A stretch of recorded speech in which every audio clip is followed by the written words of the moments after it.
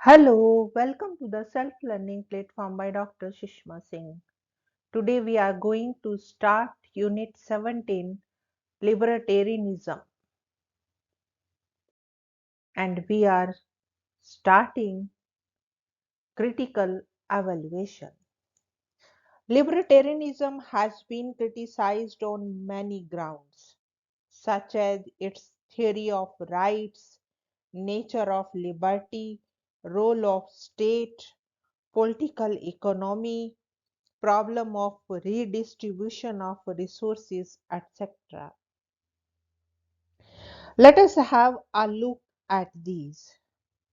Some libertarians argue that we are born with a set of rights, the rights to life, liberty, and property, which must be respected.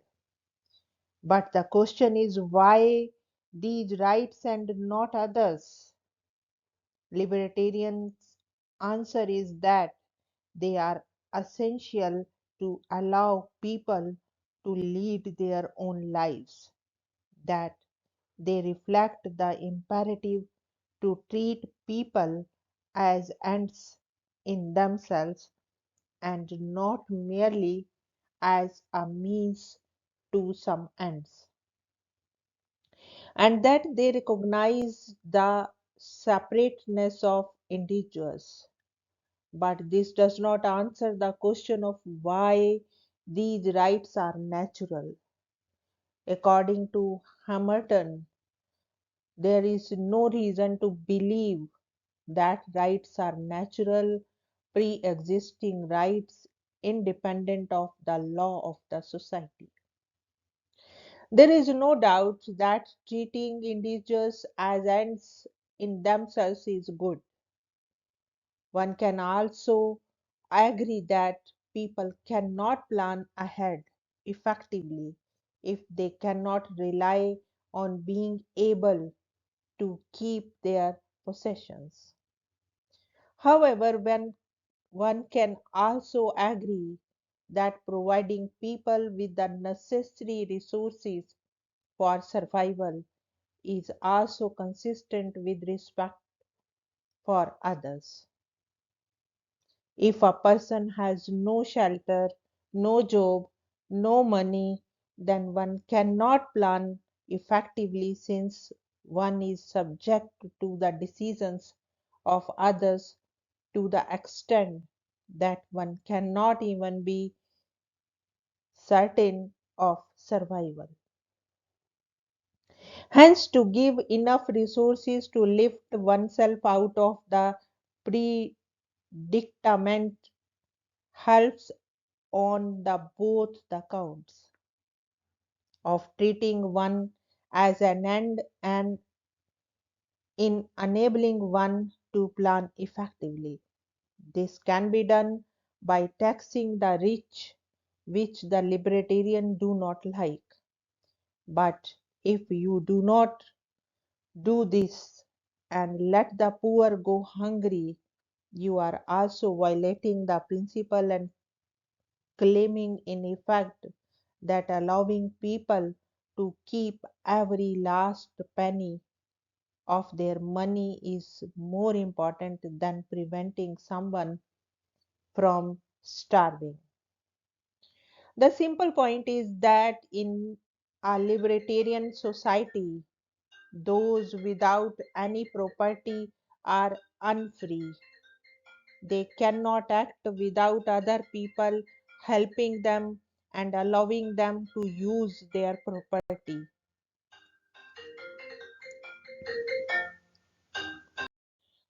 Unless you view freedom as the freedom to act within your rights. However, since it is the rights then themselves being discussed here, the libertarian cannot fall back on this view of freedom to defend those rights. In short, libertarian view as to what the legitimate rights can not be accepted. Critics also do not accept the libertarians' definition of freedom as absence of coercion. If we take this definition of freedom, then the amount of freedom a person has is the extent to which they act without being coerced to do or not to do something against their will. In a libertarian society, one cannot legitimately do anything with another's property if they do not want you to. So your only guaranteed freedom is determined by the amount of property you have. This has the consequence that someone with no property has no guaranteed freedom, and that the more property you have, the greater is your guaranteed freedom. In other words, a distribution of property is a distribution of freedom, as the libertarians themselves define it. Thus, talking this definition of freedom and a belief in the free market together, the libertarians are saying that the best way of promoting freedom is to allow some people to have more of it than others, even when this may lead to some having very little freedom or even none. In other words, though the libertarians want everyone to have an equal sphere of guaranteed freedom, yet the market does not give everyone such a sphere and does not guarantee anyone any freedom at all. Again, taking property from someone definitely restricts one's freedom in some way. But all societies restrict people's freedom in some way, and libertarians themselves accept some restrictions on freedom, such as the restrictions of not violating other people's property rights. In fact, there is no harm in taxing the wealthy in order to prevent the poor from starving, since the resulting restrictions of freedom on the wealthy can be very small indeed. In short, libertarians need a way of defining freedom in such a way as to dissect it from the distribution of property. Libertarians also define liberty as the absence of the initiation of force. Again, this definition also does not help much. Force can be initiated in order to protect property rights, and property rights can be violated without initiating force. Libertarians who use this definition cannot claim, as they would like to, that they are always opposed to the initiation of force. This amount to saying that you are allowed to act within your rights without anyone initiating force against you. However, this leads us back to the consequence of your property rights, determining the extent of your guaranteed freedom. What determines freedom is what the legitimate rights of an individual are.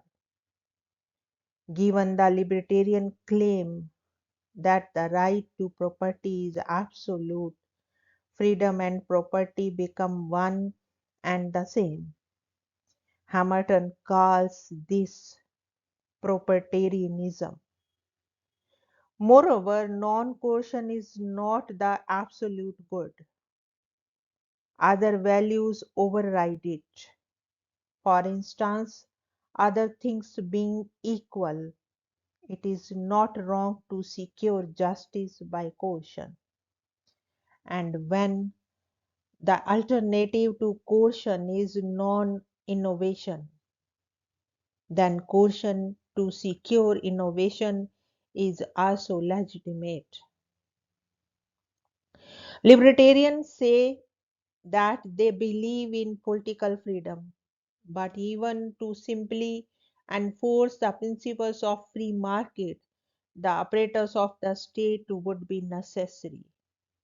An army to prevent invasion, a police force to suppress internal revolt, and a judicial system. Most libertarians go much further. They want a libertarian regime, a political system. Some of them have written complete and detailed constitutions. But like any state, a libertarian state will have to enforce its constitution or it will remain a proposed constitution. Even if the state is founded on Mars, someone else with different ideas will probably arrive something. The libertarian constitution might work in a freshly established libertarian colony inhabited only by the committed libertarians. But sooner or later, there will be an opposition, perhaps resolutely hostile to the founding principles. States which fail to enforce their own political system against opposition will ultimately collapse or disappear. If libertarian states want to survive in such circumstances, they will use political repression against their internal opponents. Anti statism is a central element of libertarianism, but it rests on no foundations other than the libertarian principles themselves. Often, libertarians suggest that the state is inherently wrong, but even if they say it explicitly, it is simply their belief, that is all. By its nature, the state uses coercion of the type that libertarians oppose. But that is not inherently wrong either. In return, the state can end coercion of the type that libertarians tolerate and welcome, especially in the free market. And the state is almost by definition the only means to implement large scale change and innovation in society, as opposed to simply letting market forces shape the future. The fundamental task of modern liberal democratic state is to innovate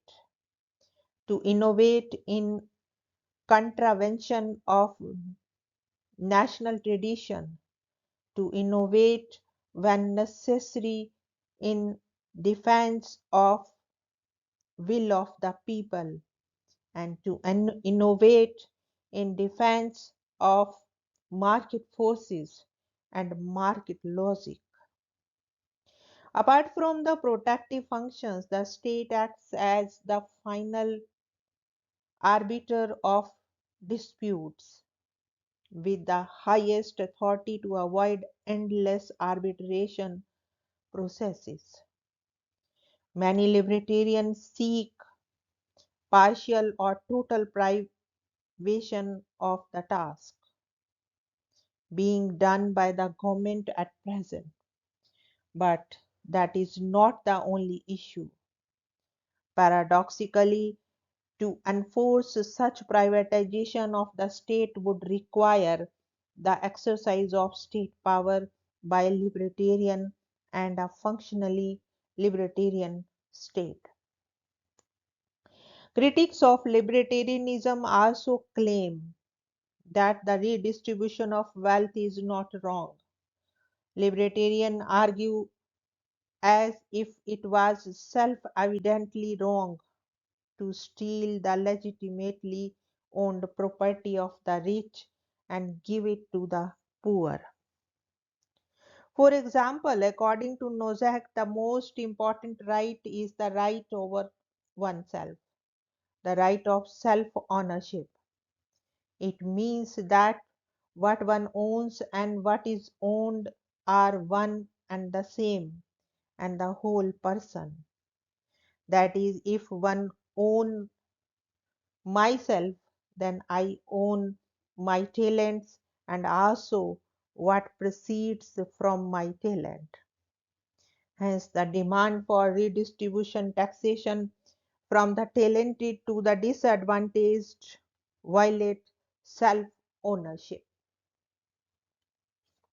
However, egalitarian like Rawls believe that though a person is a legitimate possessor of his talent, still talent is a matter of brute luck.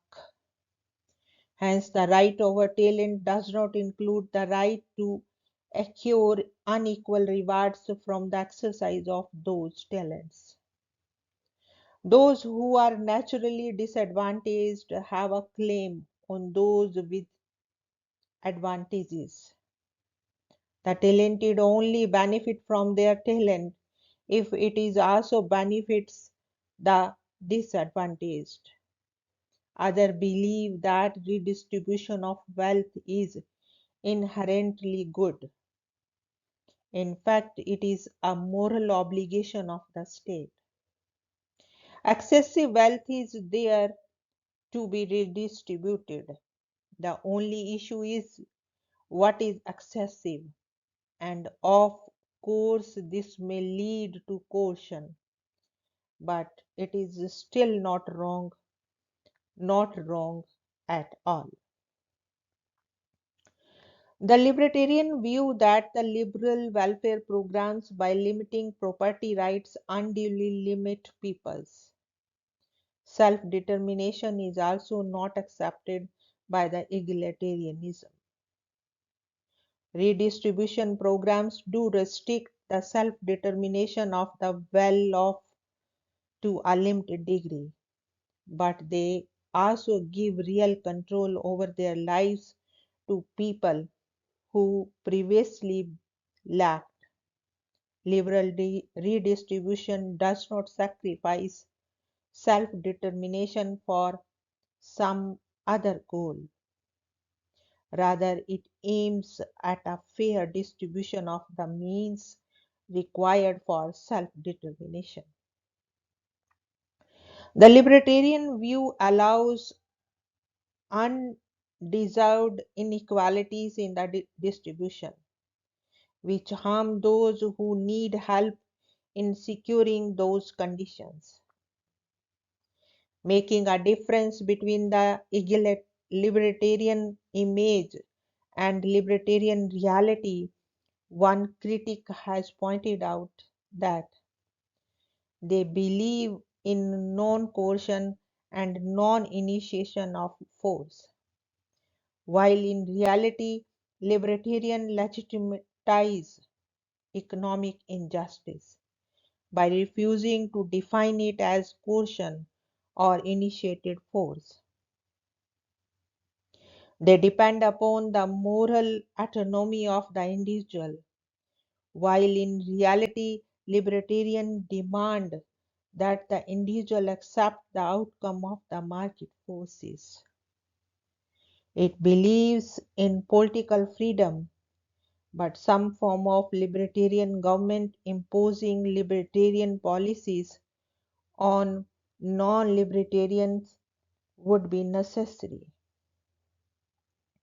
Libertarians condemn existing states as oppressive, while at the same time they use the political processes in the existing state to implement their policies, and they boast of the benefits of libertarianism, but they claim the right to decide for others what constitutes a benefit. As mentioned in the beginning, libertarianism is a part of the Anglo American liberal tradition in political philosophy. In fact, it is a legitimation of the existing order, at least in the United States. All political regimes have a legitimatizing ideology. They give an ethical justification for the exercise of political power. It is not a revolutionary ideology in the sense of seeking to overthrow fundamental values of the society around it. In fact, most US libertarians have a traditionalist attitude towards the American core values. Libertarianism legitimizes primarily the free market and the resulting social inequalities. Libertarianism is a legitimation for the rich. Also, libertarians are conservative. They are not really interested in the free market or non coercion principle or limited government as such, but in their effects. Perhaps what libertarians really want is to prevent innovation, to reserve social change, or in some way to return to the past. Here we want to wind up today's lecture. Thank you so much for your attention.